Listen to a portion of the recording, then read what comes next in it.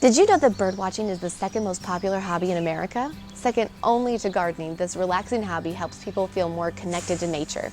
In fact, over 50 million Americans put 1 billion pounds of bird feed each year.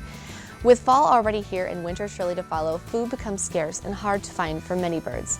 Aside from being beautiful to watch, there are many advantages to having wild birds around your yard or property, like helping to pollinate plants and decreasing the bug population. But there's so much to know about bird seed and bird feeders, which, if you're knowledgeable, can attract the birds that you want in your yard by knowing the different varieties of seeds.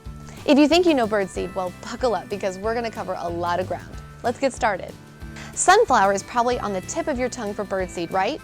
But there are actually 3 types. Black oil sunflower seed, one of the most popular seeds in the feeder, is preferred by over 50 species of wild birds.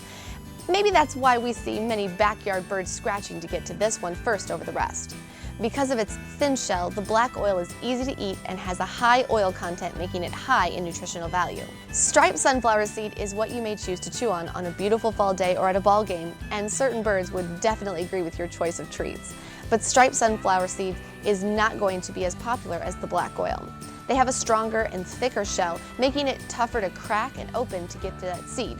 So you can absolutely use this seed to customize which birds that you would like to have around. For example, house sparrows and house finches can be incredibly numerous at your bird feeder, but they are unable to open the striped sunflower. If you dedicate a feeder to the striped sunflower, then the cardinals, titmice, nuthatches, and other birds that can open the hard striped shell seed have a more peaceful place to eat. Lastly, the hulled or kernel sunflower, which just means that this is the heart of the sunflower, has already been shelled. This is insanely popular by nearly every bird variety, minus the birds of prey. Since the shell has already been removed, the hulled sunflower is the more expensive of the seeds, but you have to take into consideration that when you buy black oil or striped sunflower, the shells won't be eaten, so you're paying for the waste as well. But bonus, there's no cleanup.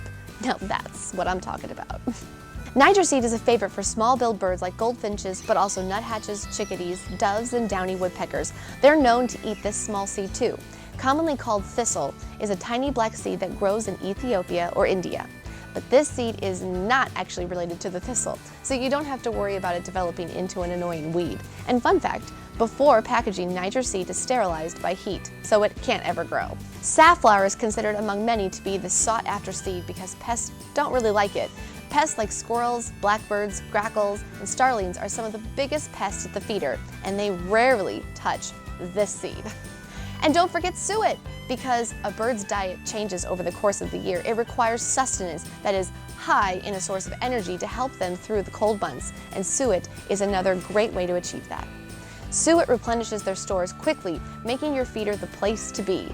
Also, many migrating birds also use this location with suet as a pit stop to refuel for their long journey ahead. These are the more common seeds and suets. Now you need a sufficient feeder. Consider the same thing you did with the seed. A feeder can help attract the birds that you'd like to have around for your yard. Also, the placement of the feeder is important as well. It's best to hang feeders in places where your feathered friends feel safe from predators. So, open and noisy spaces are not birds' favorite places. A more quiet spot around eye level surrounded by the edging of trees is ideal. Of course, it will take time to find the right place because of issues, which brings me to my next point: avoid pesky squirrels, which will keep birds from landing and eating in your yard. Eliminate the access to the feeder by squirrel proofing. Suspend those feeders or add baffling around the pole. Lastly, a squirrel-proof feeder that deters them from getting the seed is a big help. Keep your wild birds sustained during the harsher months this fall and winter, and they'll bless you with their presence in more ways than one. If you weren't an avid bird enthusiast before, we hope you are now. Drop us your questions below and let us know how we can help you.